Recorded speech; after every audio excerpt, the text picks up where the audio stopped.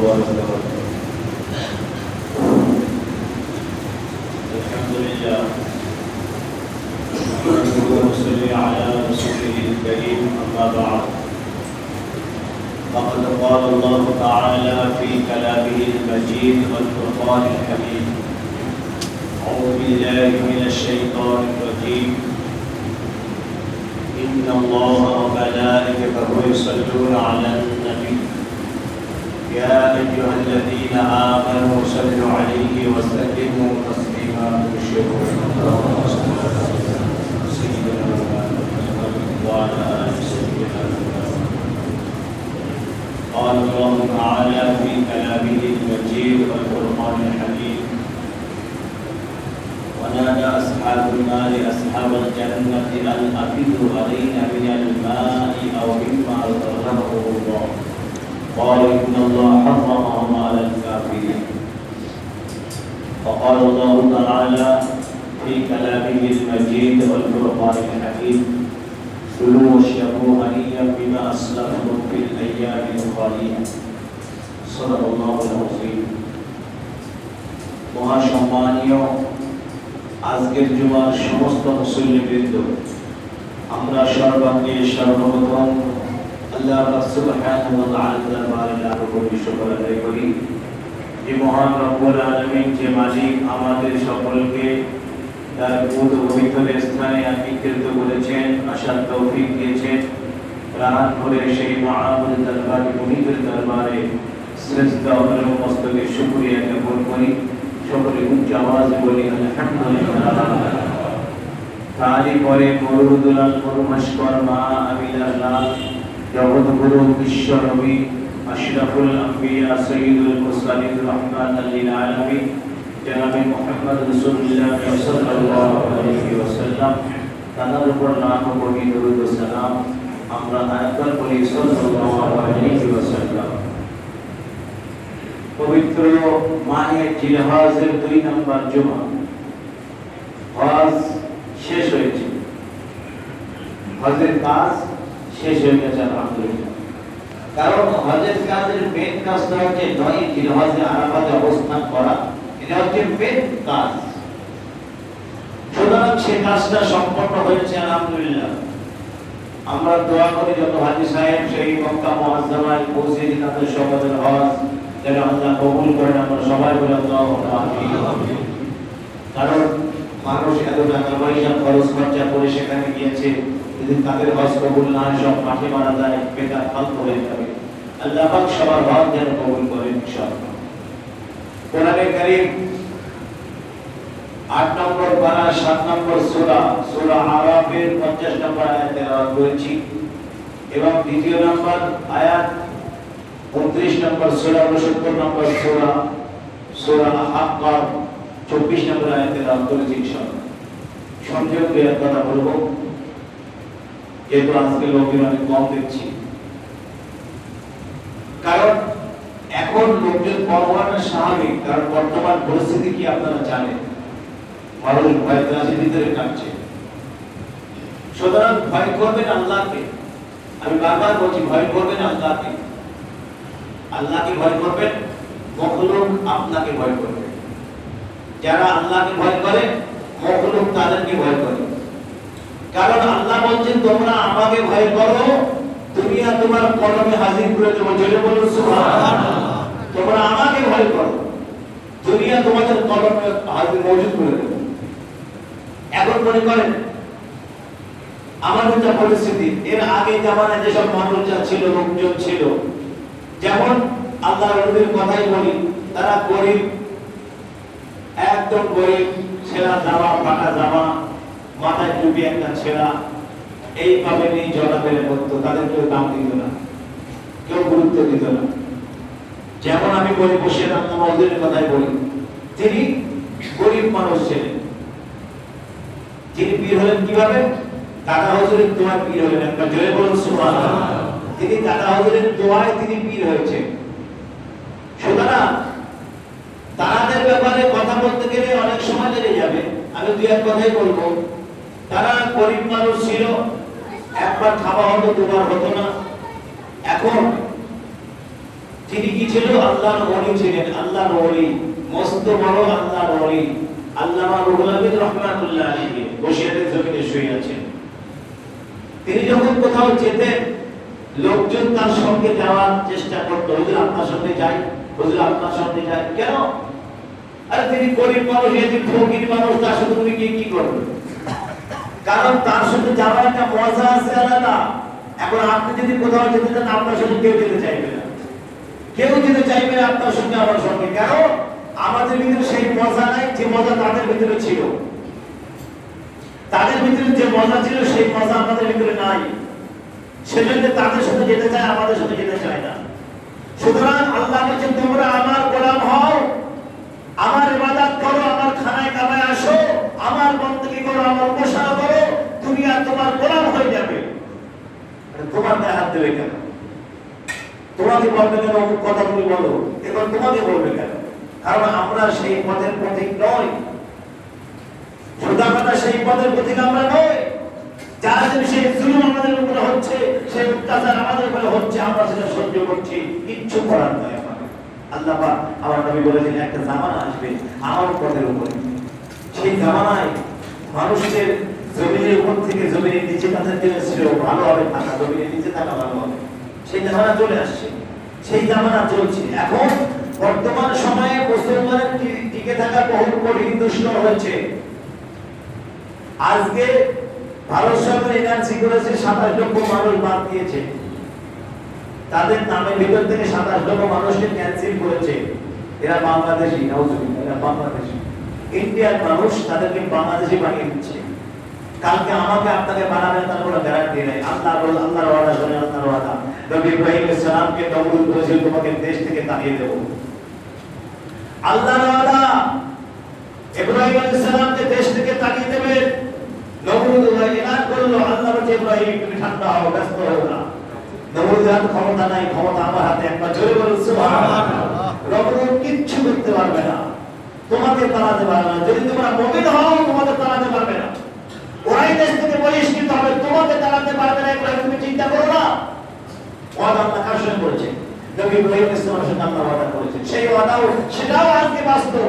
যদি তোমরা মুমিন হও, ইমানদার হও, আল্লাহওয়ালা হও, পরিষ্কার হও, খোদাবিদ হও, ধর্মবিদ হও, তাহলে তোমাদের কেউ তোমাদের গায়ে টাচ করতে পারবে না। দেশ থেকে তাড়ানো দূরের কথা, শুধু একটাই কথা, আমরা মুসলমান আছি কিনা আমাদের সন্দেহ আছে। আমরা মুসলমান ভিতরে গণ্য হয়ে চলছি, কিন্তু আমরা মুসলমান আছি কিনা আমাদের সন্দেহ আছে। যদি বলেন কিভাবে? আপনি ইসলামের শরিয়াতের বিধান নিয়ে আসেন, প্রত্যেকটা বিধান মিলিয়ে নেন, কে মুসলমান কে ইহুদি, কে ওখানে প্রমাণ হয়ে যাবে। ওখানে বুঝতে পারবেন কে মুসলমান কে ইহুদি। কারণ শরিয়াতের বিধানের ভিতরে যে আইনগুলো আছে, সেই আইনগুলোই তো আমরা মানছি না। সেই আইনগুলো মানলেই তো মুসলমান, না মানলে তো ইহুদি। সুতরাং একটাই কথা, আল্লাহ পাক বলেছেন, ওয়ানাদা আসহাবুন নারি আসহাবাল জান্নাতি আন আফিযু আলাইনা মিনাল মাই আও মিম্মা রাযাকাকুমুল্লাহ ক্বালু ইন্নাল্লাহা হারামা আলাল কাফিরিন। আল্লাহ বলছে, যখন জান্নাতের ভিতরে একটা সময় আসবে, যে সময় কাফিররা বলবে মুমিনদেরকে, হে আল্লাহর বান্দারা, তোমরা কিছু আমাদের খাবারের ব্যবস্থা করে দাও, জান্নাতের নাজ নিয়ামত আমার থেকে ছুড়ে দাও, একটু আমরা আর সহ্য করতে পারছি না, আমার থেকে নাজ ও নিয়ামত ছুড়ে দাও। সমস্ত জান্নাতটা সেটা বলবে, ক্বালু ইন্নাল্লাহা হারামাহুমা আলাল কাফিরিন। হে জাহান্নামবাসীরা, এই জান্নাতের নাজ ও নিয়ামত, জান্নাতের খাদ্য, জান্নাতের খোরাক, জান্নাতের পানি সমস্ত কাফেরদের জন্য আল্লাহ হারাম করে দিয়েছে। তোমরা কি জানো না? তোমরা এই পানি চাও কেন? তারা খাচ্ছে, আমরা দেখতে পাচ্ছি। চাইতে তো হবেই, পানি নাই, জাহান্নামে বৃষ্টি হয় না, শুধু গরমের আযাব চলছে, ব্যাপক আযাব চলছে জাহান্নামের ভিতরে। আমার ভাই বাবাজিরা, কিতাব পড়লে বুঝতে পারতেন জাহান্নামের শাস্তিটা কেমন কেমন প্রকারের আছে। যেমন কাফের হবে তেমন তার শাস্তির প্রকার আল্লাহ নির্ধারণ করে রেখেছেন। জাহান্নামে যেমন ধরনের পাপী হবে, যেমন ধরনের মুজরিম হবে, তার জন্য সেই ধরনের শাস্তি আল্লাহ প্রস্তুত করে রেখেছেন। তো এরা বলবে, তোমাদের জন্য জান্নাতের নাজ ও নিয়ামত আল্লাহ হারাম করেছে, তোমরা পাবে না এটা আজকে। কারণ তোমরা দুনিয়ায় শয়তানের ধোঁকায় পড়ে দুনিয়া দুনিয়া ইয়া দুনিয়া ইয়া দুনিয়া করে পাগল ছিলে। দুনিয়া পাওয়ার জন্য ব্যস্ত ছিলে তোমরা। দুনিয়াকে আঁকড়ে ধরেছিলে এবং দুনিয়া ধরেছিলে, দুনিয়ার পরে যে আখিরাত আছে সেদিকে তোমরা তলব করবে, সেদিকে তোমরা খোঁজ করবে। আজকে আমরা যদি সেই লাইনে চলি, আল্লাহর পথে আমরা চলি, আমাদের ভালোভাবে চলতে হবে।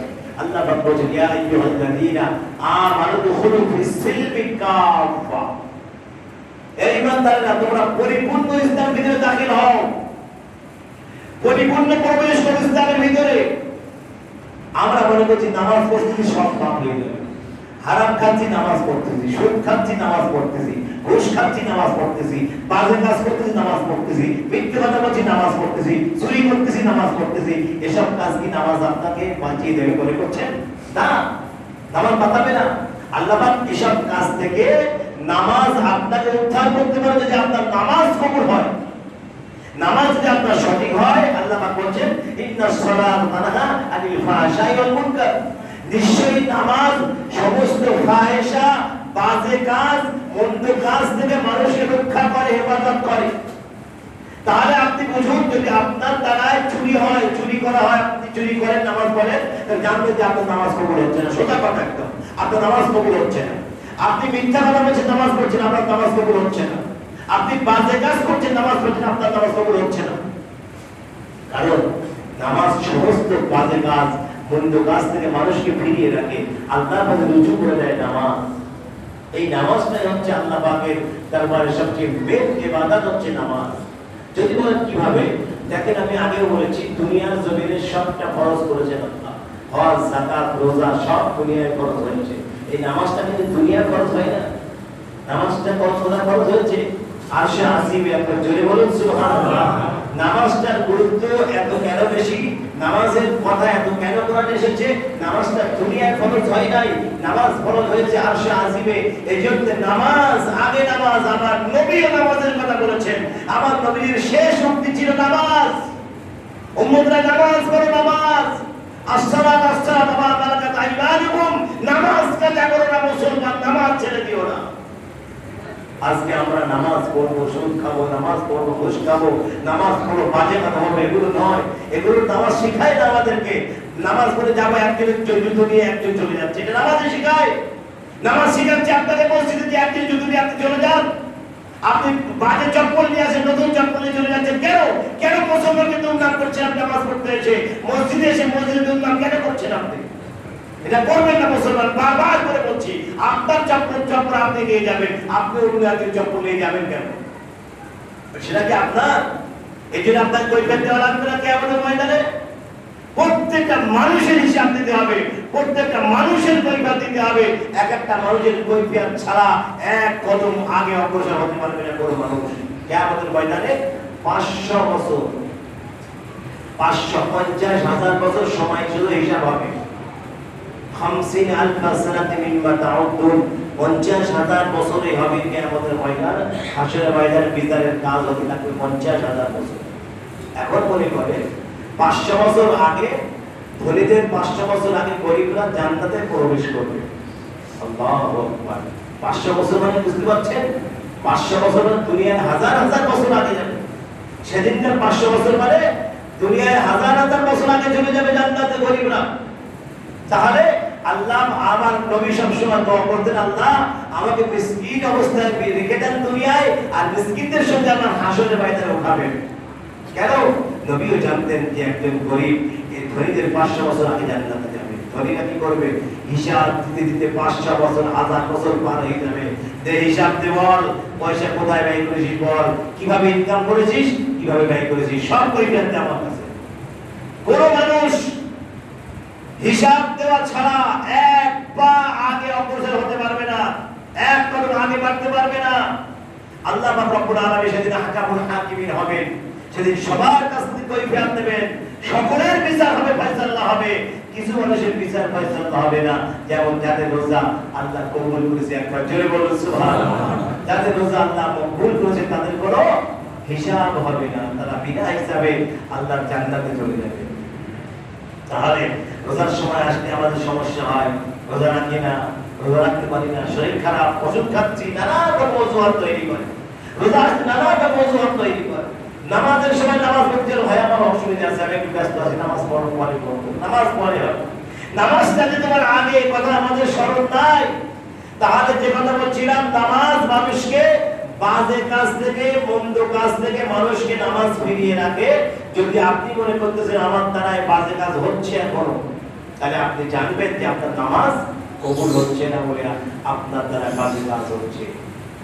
যখন নামাজ কবুল হবে, নামাজ যখন মকবুল করবেন আমার আল্লাহ, তখন আপনার দ্বারা কোনো বাজে কাজ হবে না, সাধারণ কোনো অন্যায় আপনার দ্বারা হবে না, কারণ আপনার ইবাদত আল্লাহ কবুল করতেছে। বাইজিদ বোস্তামির কথা বলি, সাধারণ সময় নাই। বাইজিদ বোস্তামি রহমাতুল্লাহ আলাইহি আল্লাহর কষ্ট বড় করেছিলেন, 12 বছর ইবাদত করেছে। 12 বছর ইবাদত করার পরে একদিন মনে মনে ভাবতেছে, আল্লাহ আমি তো 12 বছর তোমারে ডাকলাম, 12 বছর তোমার ইবাদত করলাম, তুমি কি আমার ইবাদত কবুল করেছো?